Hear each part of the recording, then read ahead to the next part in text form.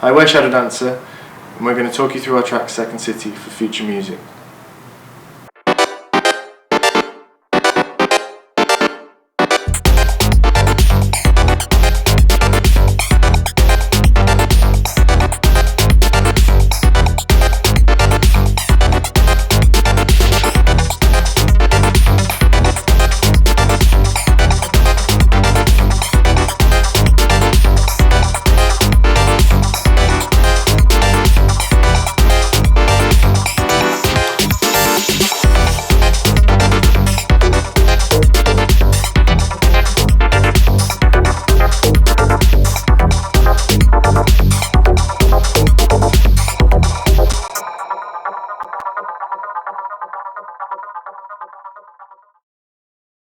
For the track, for Second City on our latest EP, it came from an idea that we were had. It was probably about 18 months before, which was some kind of basic messing around with the Native Instruments core effects and just trying different delay effects and stuff. So we just had a little riff. I don't know if you can hear that. Just had a little riff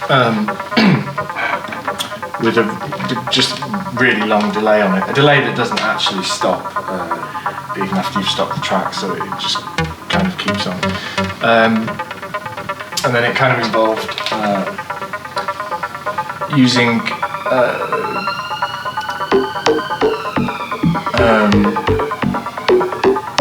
I think it was cutting and pasting the same riff and then looping it and then putting it onto different patches. I think they were all from Massive or FM8, and they were all just fed through effects. So it was just basically repeating the same. It was exactly the same notes and exactly the same structure, which is sometimes a way that when we're working on a track, we sort of start off with the bass line, we just copy and paste the notes and then just put it, and then we'll make that exactly the same tune played. And we then vary some notes just to give it a bit more variety. But in this, we pretty much just had the same riff playing on 3 different instruments. An occasional high note.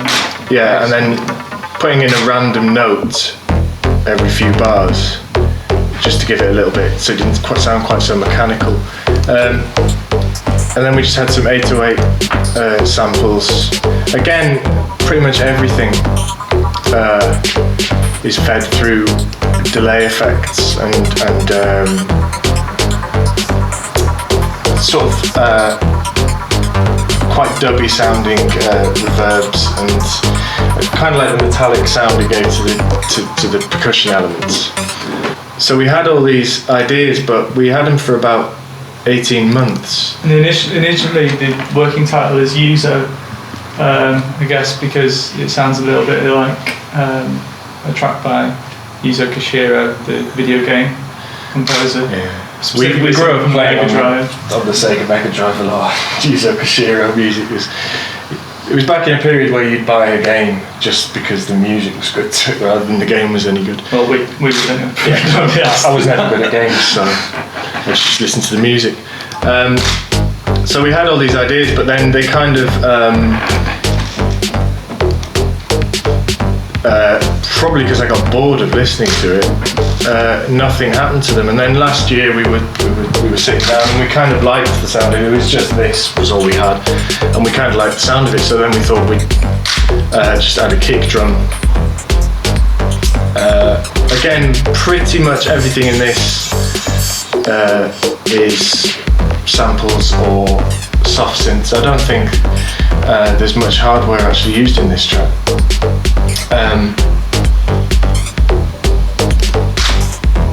Of course, a lot of them aren't labelled properly, which makes it hard to pick out. We're really bad at labelling what's in channels, so quite often if we record a lot of hardware in and we haven't named the channel beforehand, we'll just end up with thousands of files called Audio 1, Audio 2, and we've got got about 20 gigabytes of audio files and we don't know what they are. So with this, it was because we didn't want to overcomplicate the track too much. We sometimes have a tendency when we're doing percussion to add loads and loads of percussive elements and then possibly overcomplicate what the track is about a bit too much. So we wanted it to be really sort of simplistic with it and only have little ideas like this in it, which was just that little bell noise I think it's a sample of the bleep, and that is certainly, it's a sample from a Casio SK1 that we pitched down and just was opening the release time on it as it got nearer the breakdown here. And SK1 was the first synthesizer we ever had back in the 80s, so probably those sounds might mean more to us than to anybody else, but yeah, it was something funny to me whenever I hear them.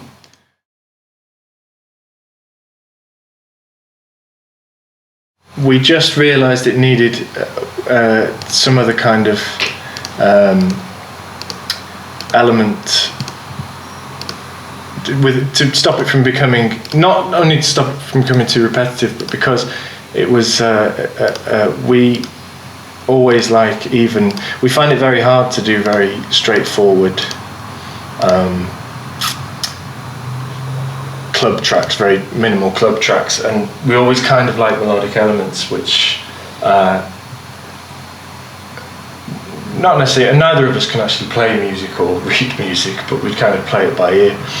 But not in a commercial hook kind of way, but to have probably again comes from a lot of the Detroit techno and stuff we used to listen to, where especially early Model 500 and things like that, where there was always the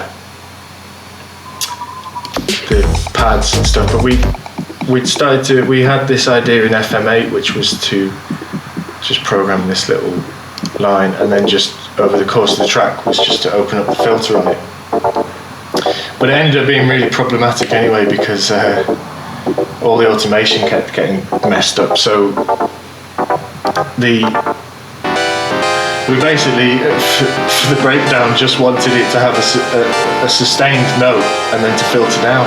But you wouldn't believe how long it took to get that right. Just that one note there. I think basically we'd done the rest of the track and we were ready to mix it down, and we were just having to redo that bit over and over again. It did something different every single time. So we tried swearing at it. Yeah. We tried having a break and everything like that. It just eventually.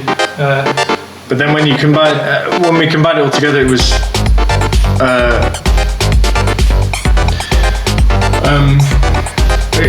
We thought it was one of the most, probably one of the most focused tracks we've done for a long time, because we tend to get distracted by adding little elements in, and we used to do a thing where we'd almost for fear of people getting bored of the ideas, was to change what the track did at some point, which we didn't do in this, because it just seemed that everything in it seemed to work quite well. But I can see, looking here, and I only noticed this the other day, looking at this again, is that we did record some, I'm pretty sure we tried recording other lines from the SH101 we had at the time, which I'm pretty sure that's an SH101, but I can't remember. And I think it sounds quite nice, but for some reason at the time that we're not quite sure, we decided not to include it. Well, I can't remember either we've decided not to include it, or we forgot those channels were there when we were about to the track down. But I don't. Maybe we could do another version. Yeah, see, there's an extra element there. I kind of wish we had put that in there. But anyway, when we sent. See, what's that? That's quite good. Yeah, and use that for something else. When we'd done half a dozen tracks and we sent tracks to Alex Ridder, who's obviously Boys Noise, this was our favourite. I think we said that this was our favourite out of all of the tracks, and it was also his favourite, which isn't always the case, obviously. So that's why when it came to releasing the EP, we all agreed that the lead track on the EP should be Second City, and also that we should call the EP Second City because basically because it was our favourite.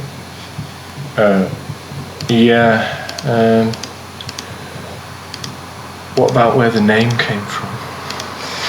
Yeah, the name came from a bunch of places.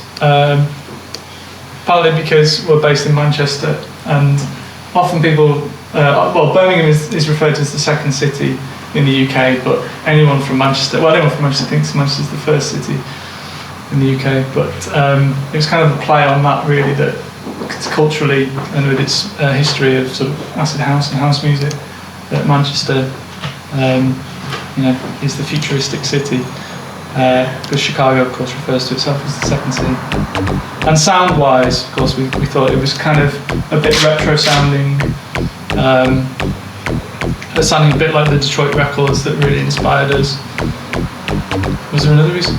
I'm sure there's about 10 reasons why. I think it was because we wanted it to, because it was kind of like we were being not particularly subtle about our kind of Detroit influences and Detroit. Back in the 90s, we'd done a very Detroit techno sounding track, and we called it Seventh City because it was named after Detroit. And we didn't want to. We do a thing quite often where we have a lot of tracks that we did 10 years or so ago, and when we can't be bothered thinking of a name for a new track, we just take one of the old tracks' names, which is a problem if those tracks get released. But we thought Seventh City. I don't know why we thought Seventh City wasn't good enough, and we went to Second City. It was just the Manchester. I thought it was. Yeah, but you're wrong.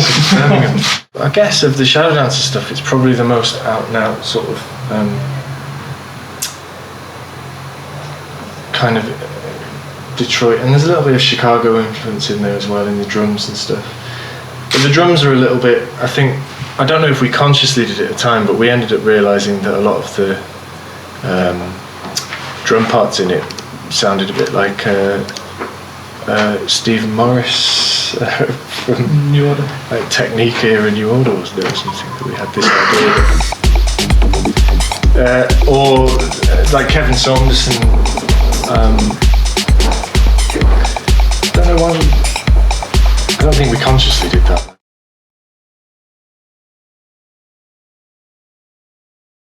It looks like we've basically got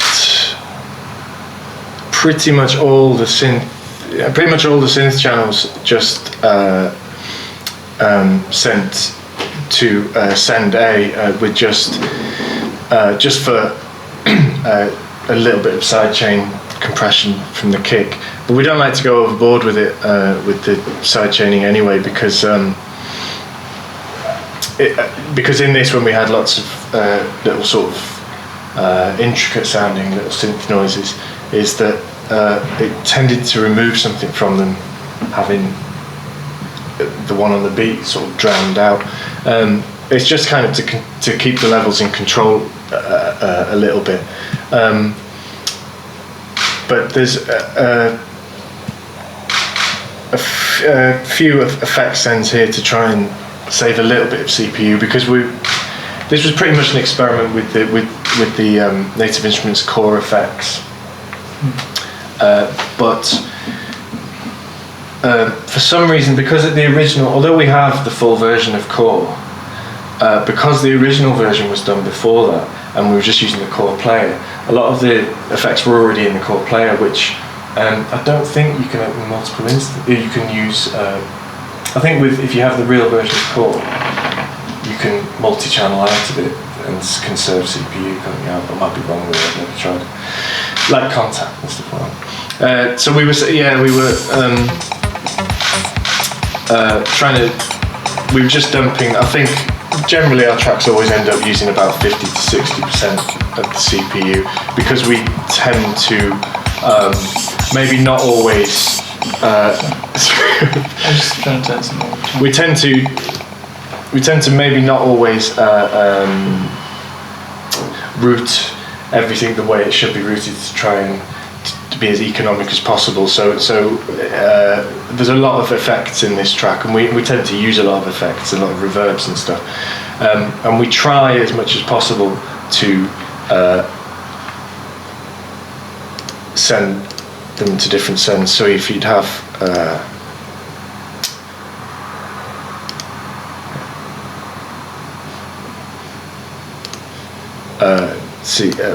sent out to core, and then the thing with core is there's just so many effects in it, and another thing it tends to do is it tends to like the problem we have with FM8 is it tends to forget some of the settings you had it on the next time you load it up.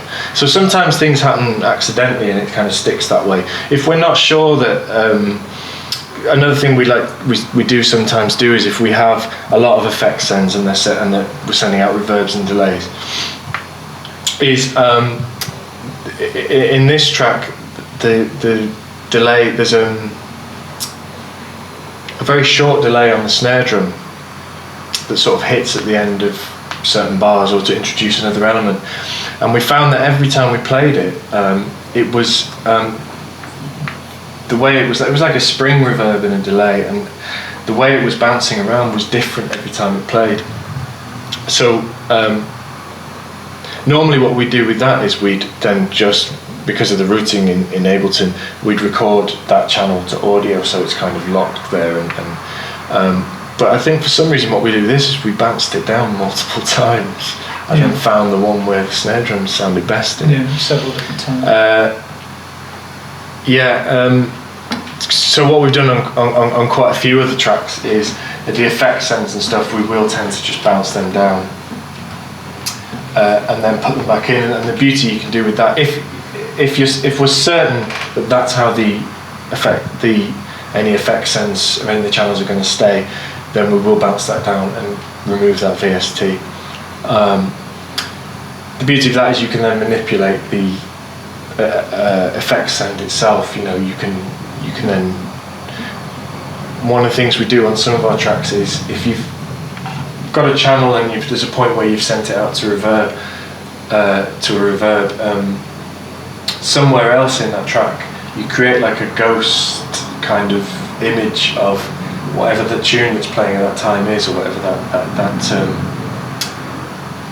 bass line or whatever is, or whatever we've affected, by just taking the audio from that send and reversing the audio and putting it somewhere else in the track, kind of in the background.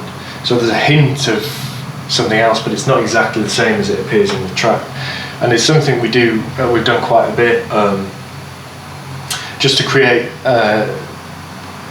we like to just create tiny little details that probably nobody else even notices, but I think we always think a track sounds a bit empty unless we put loads and loads of these little elements in it. Again, which is why this track's kind of unusual, because we haven't done it quite so much with this. It still has 27. Yeah. So I don't know if we're doing something wrong, but we did a track that had about 28 channels in it, and somebody saw it and said, how come you got, and they say that's a lot of channels. I don't know if 28 channels is too much. You can get 32 channel mixing desks, why can't you? Yeah, I think now I can't really remember why the master, but this master chain is ridiculous, and I can only think there's a multi-band compressor here which generally I don't like using, so I don't know why it's there. I can only think that when the original elements were there, it sounded better with the multi-band compressor, and when we were listening to it I thought, well, we've got to get rid of that, and then it didn't sound the same, so I think we kept that in, and I'm not sure if we're really overdriving it though, because that would, it's kind of hard to tell, but it's something we we tend not to like using. This vintage mastering chain was there, but the three compressors, they're not even actually working, they're not actually doing anything, because the the signal going in's too low anyway. But I think they were there just to maintain the output volume from that particular part of the chain, because we'd already set up. It was like having a gain plug-in there, because we like to have some of the Oxford EQ on the master thing, and obviously if you drive too hard into that, it just clips. So it was that, or we'd have a gain plug-in out just to keep the signal down. And then we tend to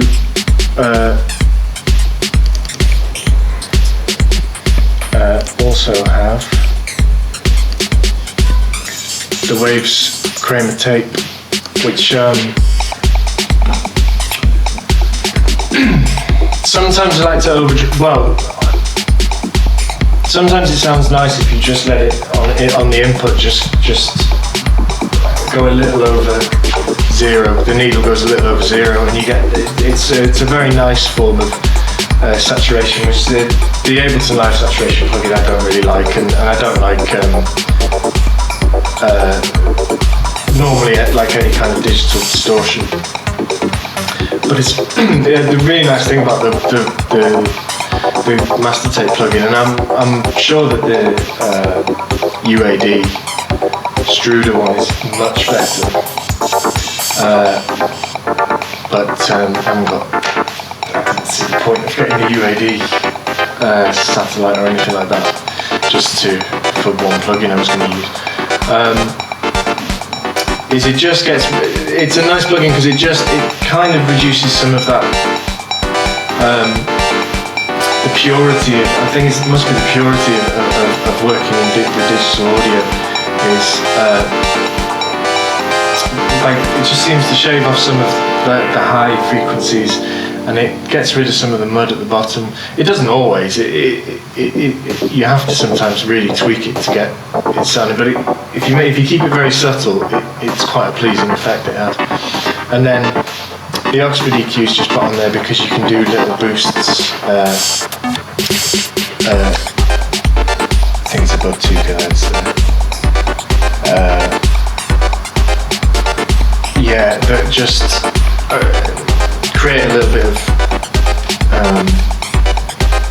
space in the track that kind of gets lost. It doesn't necessarily get lost from the tape, it just seems to be that when you start bunching a load of channels together in Ableton, it starts to get a bit sometimes seems a bit muffled and a bit washy. But we generally on our mastering chain, it wouldn't look like this.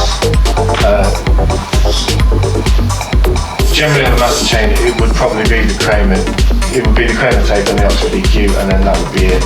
And then we'd try and check how it would sound louder by using something like the T-Rex Classic Clipper, just to make it louder, keep it a little bit of the levels, a little clipping signal. I actually quite like the T-Rex 3 Classic Clipper because it gives that also introduces a nice sort of saturation that sometimes when we send tracks off as demos and they're put through that, they can sound nicely saturated and overdriven on certain sounds, and I think, oh, that's great. And then I realised that when we send it up to the master, it's not going to be fed through that because that's just to give it some volume.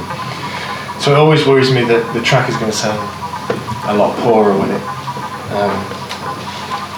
it comes back from mastering. But I think that we tried things like obviously we don't try and do mastering ourselves because we haven't got a clue. Yeah, this EP was mastered Berlin dub plates. Yeah. Well, it's quite an odd thing because quite often people get in touch with you, and people seem to think that because you make records that you must also know how to master and stuff like that. Like it's an all-in-one thing. But I think it's kind of the same thing that you kind of.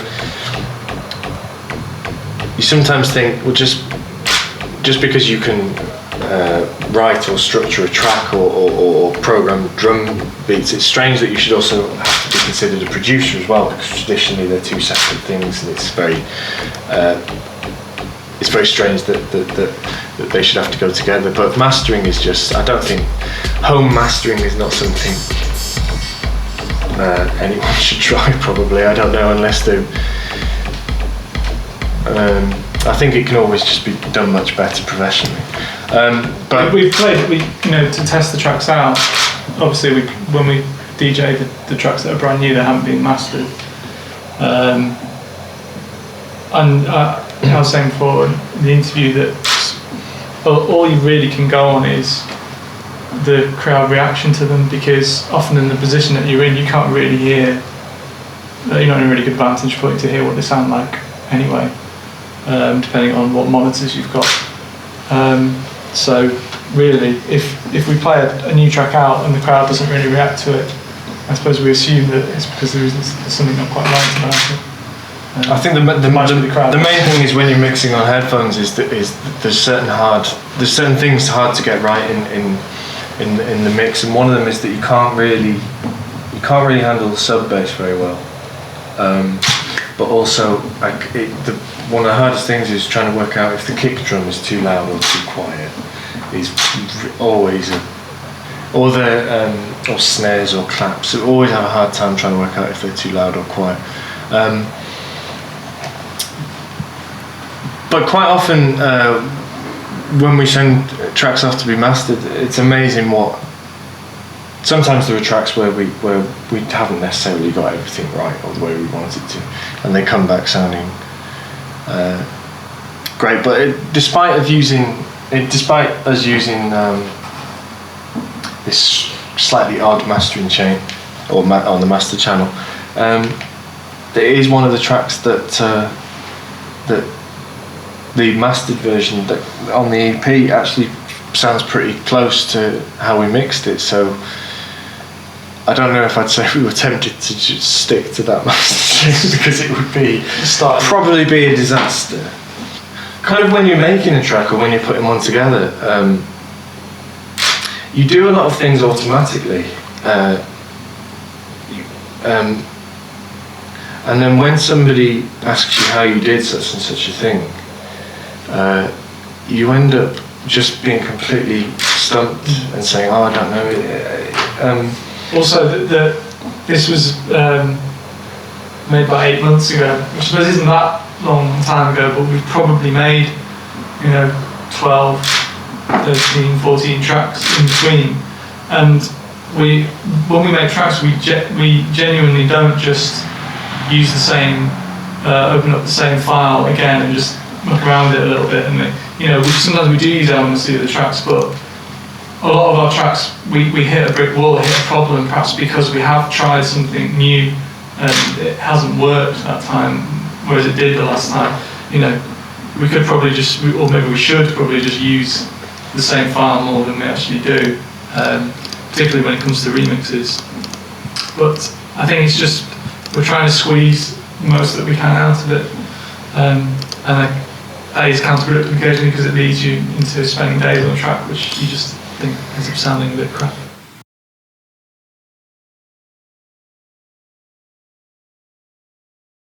Last year when we tried to, I wanted to get into using Logic because Logic's channel EQ has the spectral analysis on it, and it works very well. It's integrated into the book, so it's you can pull it up and have it on the screen as a separate pop-up window. The frequency analyzer in live I've always found just annoying to work with, because you constantly have to flick from channel to channel and see the one that's on each channel. And I've found the one in Ableton, I could be completely wrong here, but to me as a visual representation it doesn't work as well as the one in Logic. The one in Logic seems very clear cut and that's why there's certain plugins in Logic that I think are just fantastic to work with. The plugins that come with it, like the reverb and the delays, and some of the stereo imaging. I think stereo imaging in Ableton is very poor as well. and the way it handles converting stereo to mono, as in it doesn't handle it, and you have to kind of bounce down it. It's quite lazily done. But Logic is nowhere near, for us to work with, Logic is nowhere near as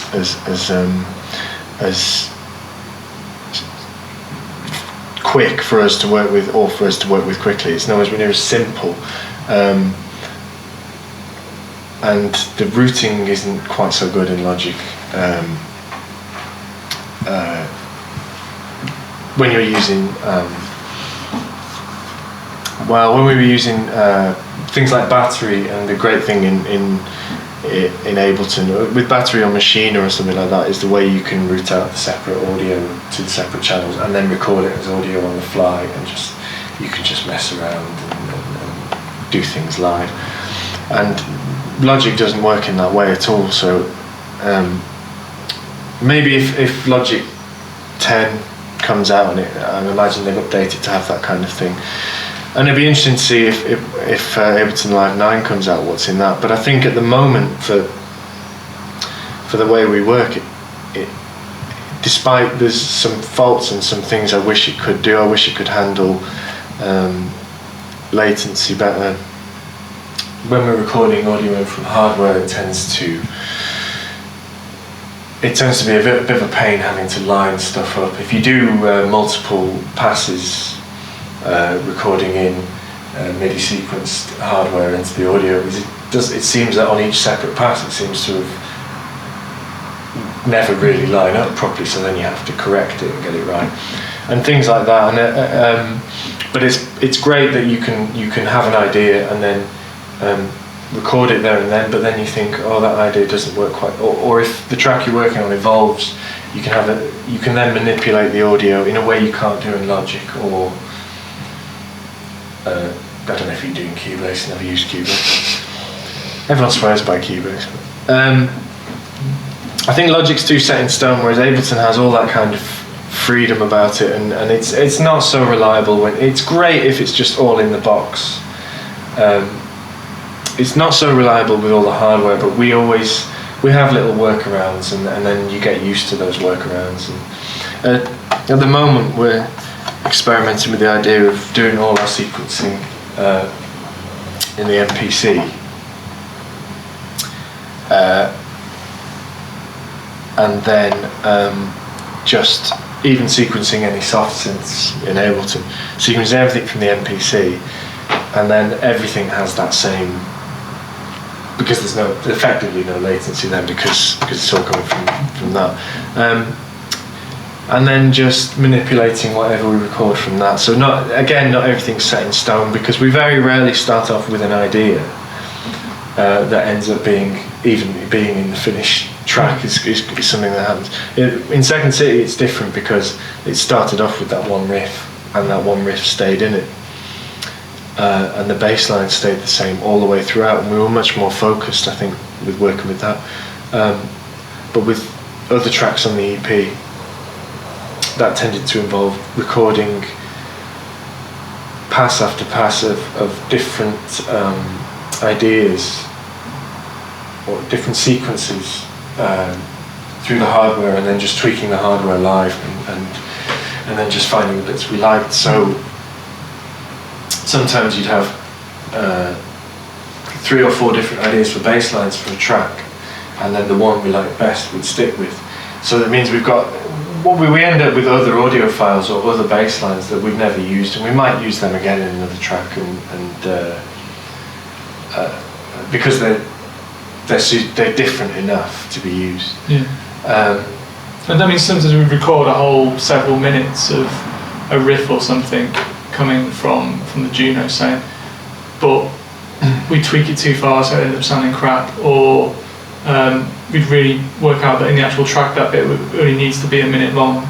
So I think that's one of the good things about Ableton. You just quite easily find the minute that you want, or even make that minute out of several different parts, and then we still have all that other stuff, but it's quite easy to just cut it out. It's one of the things I like about Ableton. Like, visually it's quite easy to see what you've got and go to those bits quite quickly. Yeah, I wish I had more key commands. But Yeah, like here where we discovered those extra SH101 lines that we obviously never used in it. That sometimes it's good with the hardware when you have like a quite a solid basis for the track, and it's quite good with the hardware. And what we like to do is just make these little sequences on the 101 and then just record that, and it doesn't have to be the center point of the track, but if you have anything like the Mofo or the Juno playing and you just constantly tweak that patch and every single possible parameter, you just do it. You do it for like 5 minutes, and then even then, if you've only got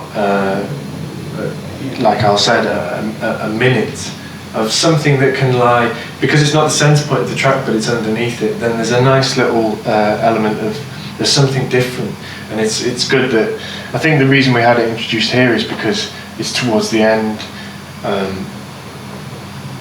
just because it added a little something different towards the end, so it didn't feel like what we were doing was just copy and pasting the bars from the start and just putting them at the end after the breakdown and saying, well, there we've got a track. It's verse, chorus, verse, that kind of structure. Which is not, I mean, that's not something we ever do really, is it? It's, we don't ever just copy the No, I don't think we just ever paste do, it really. later on. We tend to listen to it and then we're always trying to justify why that 15 seconds is there. Because one thing we never try and do is make a track outstay its welcome. I mean, this track is, what is it, 4 minutes? It's less than 4.5 minutes long, or it's around 4.5 minutes long. You know, you could quite easily make it 8 minutes long, but you know, when we're listening to it, so we're always thinking, can this bit justify itself in the context of the whole song? Yeah, I think originally. Probably everything went on longer. I think originally the opening went on a lot longer, and we just decided, yeah, you see, yeah, that there was no need for it to be like that. I think quite often when you put something in that's a very long time, like a very long lead in, and it doesn't seem like it should naturally be there, then there's a danger of with a lot of electronic music of it purely being too functional, and I don't really like the idea of music being classed as functional. If music's only there to be danced to, or that idea that music, like ambient music, should only be background music, I don't like that idea, because it kind of reduces what it is you're doing. You want it to be something beyond, oh, is somebody going to dance to this? You want somebody to be able to listen to this. Which is why we never really do incredibly long. I don't dislike minimal music, and I don't dislike long tracks, but it's not something that I think we could ever do.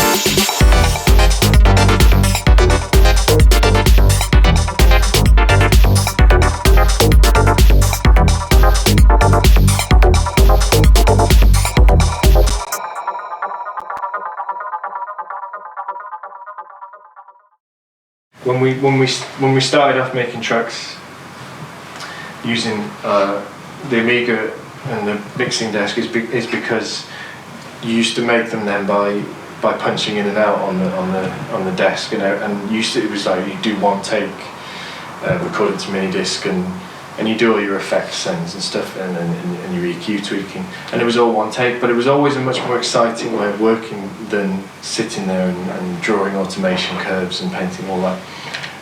There's something, and also you seem to, when you're using hardware like an MPC, you seem to approach the way you certainly the way you do drums and stuff, you just do it, so you do it differently, and you come up with ideas you wouldn't necessarily come up with. And it's far more limited than a computer. And we still use the S900 for sampling on the EP. It's on 2 of the tracks on the EP. But there's something about having limitations when you're working with this stuff that you can sit at a computer for days on end just staring at a screen and not knowing what you want to do.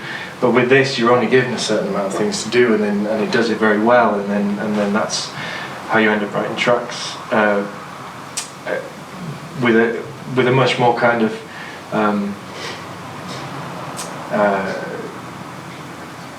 focused approach.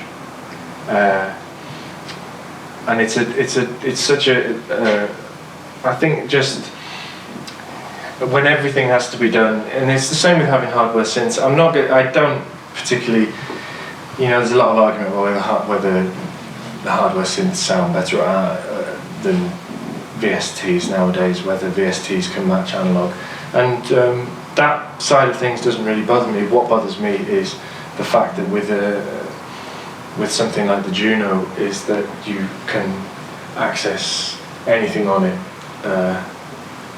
in one go, and you can just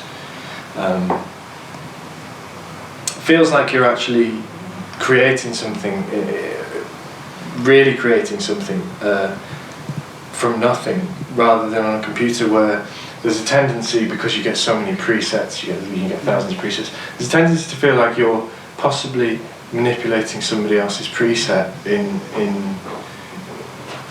a way that's a little too easy to do, but also a little unsatisfying. I think when you start from scratch, when you on the Alpha Juno, if you initialize a patch on the Alpha Juno or on the Mofo, and then you just tweak things, and it's not like we necessarily understand everything about how synthesis works. But there's something about playing it by ear, and then if something sounds good, we just use it. We generally have a consensus about what sounds good. I mean, we can recognise a sound that sounds too grating or too harsh, so I think between us, I think we reach that consensus over what noises are annoying, for example. Yeah, I think sometimes there's a danger of playing it too safe when...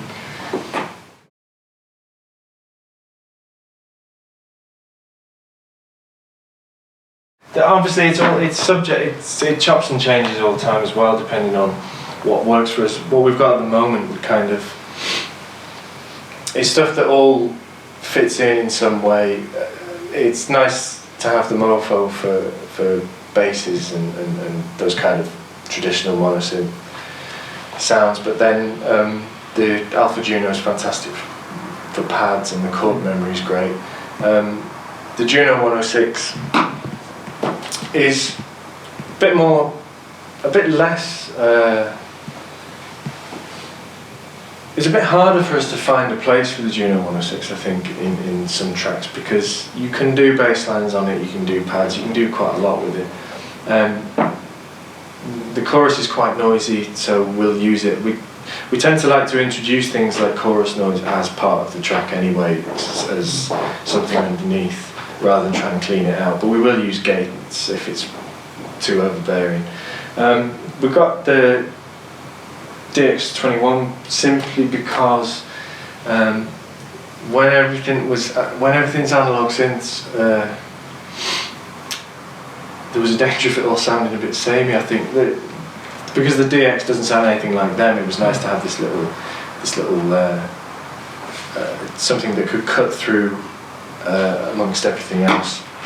And it's the same with the Casio CZ101, which is pretty much a toy, but it is capable of doing some nice sounds, and it has it's quite limited in its synthesis, but you can get some strange little sounds out of it, and just playing around with it you can hear it's one of those synths like the 106 that you just play around with it and you can hear sounds that you've heard on so many records, like I'm sure Techno must have used one, because there's quite a few patches like that. But it's also sort of logical to get one as well, because the amount of times we've sampled FM noises for various things. Well, it's nice to because actually have. yeah, because we were trying to we like using FM sounds because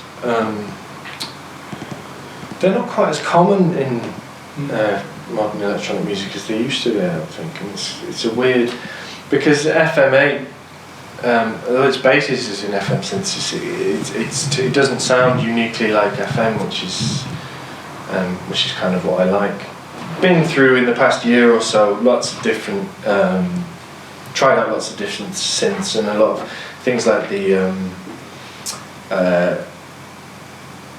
MFB Nanozwerg, which is a nice monosynth for the price, but its scaling was just.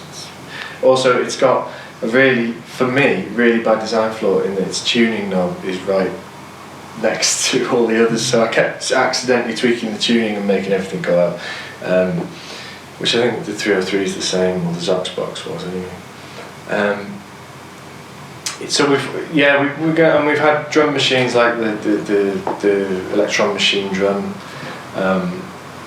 the TR909. 707. 707, yeah, and I like the 707, but it's not, apart from its interface, you can do it with samples pretty much. It seemed like, in terms of how many ins we've got on the audio interface, it just seemed like it was just not worth having. We don't have those available 10 audio ins to record from it, and we can just do it from a sampler anyway, or samples on the computer. Recently had the Dave Smith Tempest, which the Dave Smith Tempest is a fantastic drum machine like the Electron Machine drum, but we don't. I certainly don't get on with machines that are too complex, and I like the simplicity of them. And it just seemed like we were either spending too much time messing around with it and not recording anything, or we were using it in its most basic level, which was to use the waveforms that are built into it, just the traditional drum samples that are in it. And then I just thought, well, if you're going to do that, you can just use samples. So it's a lot of money for something you're not really using. It's got a really nice sounding filter on it, and it's a 6-voice analog synth. But I thought, well, we've already got kind of our analog needs covered. Also, they made a track and it wasn't even turned, although it was there, sat right there on the desk. Also, we did 2 remixes while having it, and we didn't even switch it off. Yeah. So we decided, well, we're not actually using it, so it's kind of it looks pretty and it's sitting there, and I just think I think we've got kind of, for the sounds we want, like the Mofo can for the synthesis part, the Mofo can do it better anyway, and for the drums, it just wasn't getting used, and it only had 6 outputs as well, and it's much better to have 10 outputs, and then rather than recording things and going again and doing another take with the other audio outputs. It's kind of limited by 6 voices, which was a bit annoying. And then there's that's one synth I'm never going to get rid of. I love that one. We've used it quite a bit. That must be the synth we pretty much used on every track in the past 6 months or so, or longer. Now, because I don't know if because some people would say, but it's essentially it's probably no different from using a VST because it's the same thing. It's just DSP, isn't it? But there's something about working with it, and when I first got it, I thought that it's not the most fun synth to play because the knobs are a little stiff and it never feels like you're really tweaking anything properly. But it's just got such it's got a sound that we've used it for quite a lot for bass lines, and we've used it a lot for pads, and even for little kind of FM-y kind of sounds in it that we've got. Weird little sounds. And it just seems that you can kind of. I kind of wish we had the keyboard version of it, but I've been told that the keybed is a bit rubbish on it, so I don't know. So I can't see us needing anything else for a while to come, because we've got into this way of working now where this is kind of the setup we'd want. Apart from maybe if we could have monitors would be brilliant. But I think that period of wanting to try. There was a period of wanting to try everything, because when we were younger, because when you'd read interviews with producers that we really liked when we were younger, and they'd say they'd name a synth or a drum machine they used, and you'd be like, oh, I always wanted to try one of those. So when you get around to trying it, and you kind of try it and you go, yeah, well, I've done it now, and then I'll just sell it. You know, there's all later state albums, they used to list. Yeah, exactly. Like a word list, you know, all the different instruments they made the album with, and it used to be so envious, because you knew what they looked like, and you knew the sort of sounds they made, but it just seemed like they had this massive studio, whereas in reality they probably did a little bit like what we've done with. I've seen a video of their studio. Loads. They need a big room for all that stuff. Yeah. No, that's kind of that. Yeah. But there's kind of the thing where you realise that a lot of stuff can be done on computer now, and it can be done convincingly. We did. I think it was on It's the Everything, and it was around the time that we started buying hardware, but we did It's the Everything about 4 months before buying any hardware, and when it came out people were saying, well, you can really hear that you've started using hardware synths rather than, it was all just plugins, but you kind of, it's nice to go along with that image and sort of go, yeah, we're all analog. So I think people can't really tell the difference. I think people claim that they can, but I think the fact that sometimes we've done 3 or 3 tracks using, I think that we used to use a Zox box, but we found that it was quite often going out of tune and it was hard to fit any other element of the track. So we started using Audio Realism ABL2, which I think sounds fantastic, and is really, really authentic 303 sound. But then you use that and then people say, oh, you can tell you've got a real 303 or a Zox box, and you go, no, I haven't, but it strains that kind of perception. Just because they know you've had one at one point, you know, that means that they're hearing it. It's like for the Second City EP, because I've mentioned on Twitter and stuff that we have this hardware, and people say, oh, what hardware did you use for the bass line? And on Second City it's pretty much all VSTs, so it just shows you that it's strange. Unless you turn around, if they just thought you used VSTs, they'd probably be like, oh, that bass line sounds rubbish. But you should have just lied about it and said it. I didn't tell him. I kept it a secret. Yeah, I've told him now. If anyone just cut that out.